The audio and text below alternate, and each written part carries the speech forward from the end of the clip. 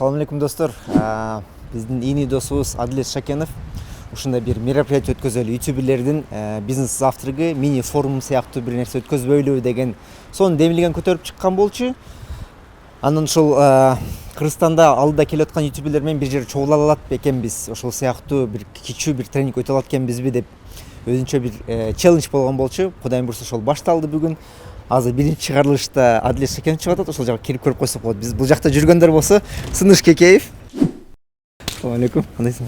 Кандай өттү? Сон. Пока что скучно дейсиңби? Жакшы эле. Жакшы. Жагата? Конечно. Бул мини тренинг болот. Бул жерде болсо МС Донче. Как? Силердин каналыңыз мечта болчу да. Эксклюзив сен менен тартабыз окшойт. Буюрса. Короче, мен девушкам чыдап кетти. Кайра. Еще один рэп походу будет скоро. Ошону жаздырып туруп, анан кийин отдельный интервью берип. Кандай рэп болот? Как называется песня? Короче, Про камбэк. слезы? Камбэк. Камбэк.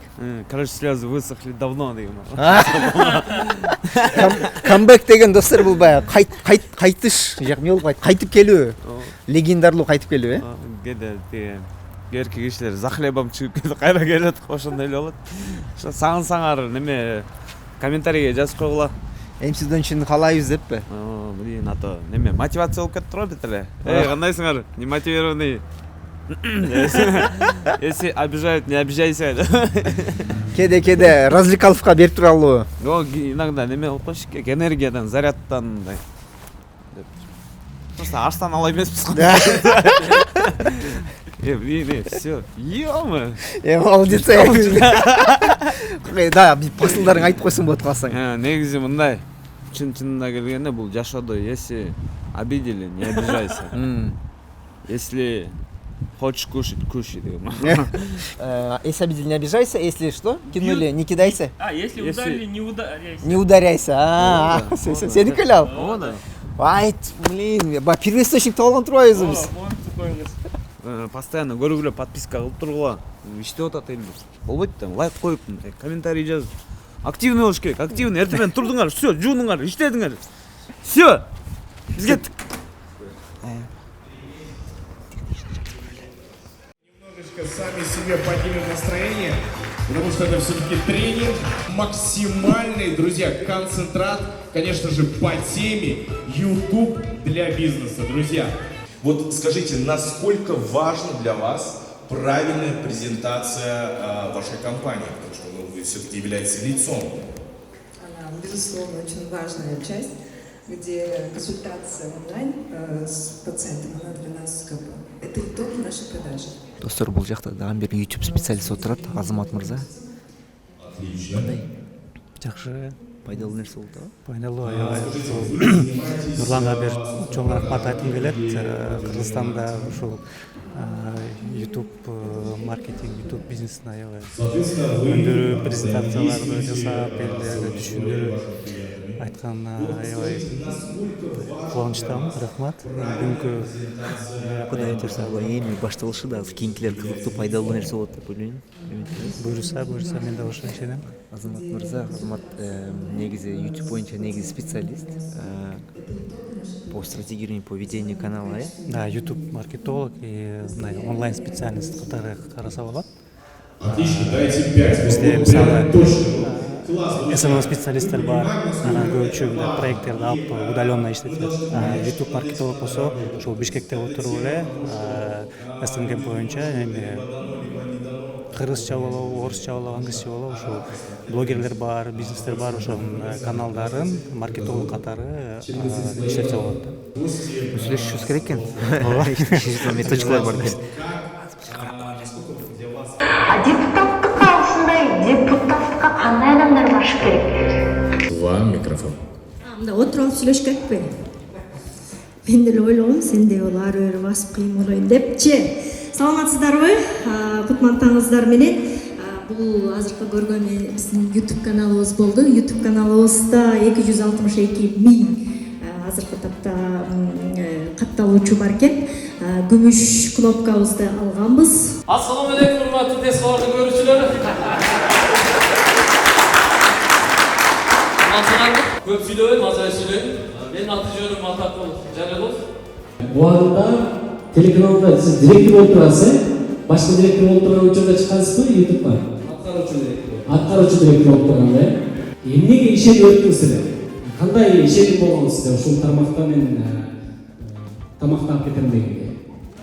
YouTube'da негизи бизнес жасаса, ал жакта акча тапса, пайда көрсө боло тургандыгына көзүм жетти. Анткени жана гана айткандай, унааларды реклама кыла турган YouTube'да канал жок. Чоң рахмат. Ассалаумалейкум. Аты жөнүм Азир Досмонов, журналист, блогер болуп иштейм.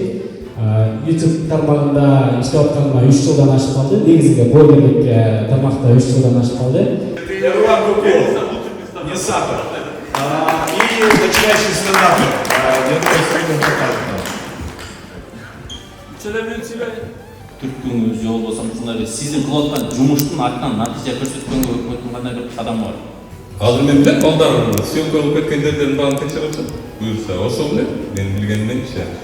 Анан кийин дагы бір айтып кетер жерим, негизи эле бул санат станциянын не проблемасы бар? Санат станциянын проблемасы бул Советтер Союзу, да?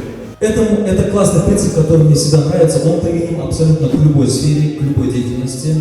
Будь ты публичный человек, будь ты владелец какой-то компании. Принцип last. Listen, ask, solve, thank.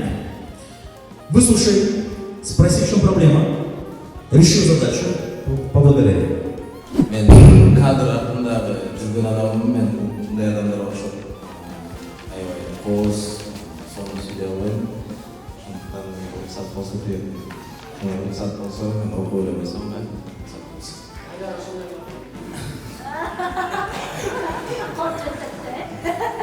Колун чыгардым, Меня зовут Денис Медалиев, здравствуйте всем. Я звукорежиссер. Мы записывали песни, продюсировали артистов, разные проекты для поиска талантов устраивали, разные конкурсы устраивали. Анан кээде элдер тилдик айтпек го жалгап барам тиги меймандын үстүнө жатып алайын дедим го.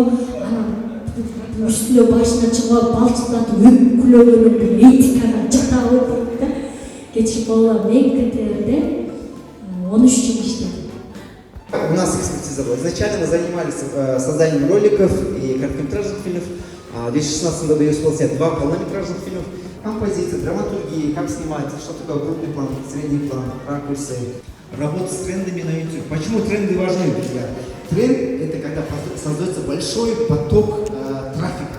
Получается, кто-то посмотрел 40 минут, а кто-то посмотрел 2 минуты. Алгоритм YouTube это усредняет до 10 минут и среднее удержание контента у этого. Азыркы учурда, мисалы үчүн мен жакшы видео тарттым кыргыз тилинде. Ал өзү үчүн просмотр алат. Эгер орус тилин тартсам, ал көбөйө алат, туурабы? Абдан көп фактор бар да. Мисалы каналдын семантикасы болот, каналдын түшүнгөн аракети.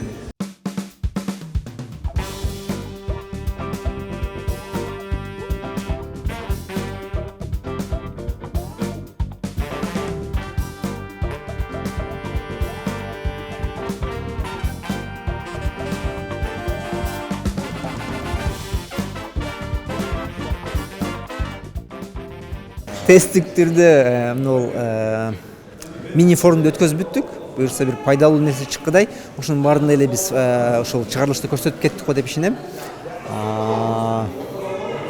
Биздин келип берген спикерлерге чоң рахмат. Креативный контент дүйнөгө чыгарыш керек, дүйнөгө иштеш керек деп, бунун келечеги абдан кенен деп ишенебиз. Ошого чакырып кетебиз буюрса.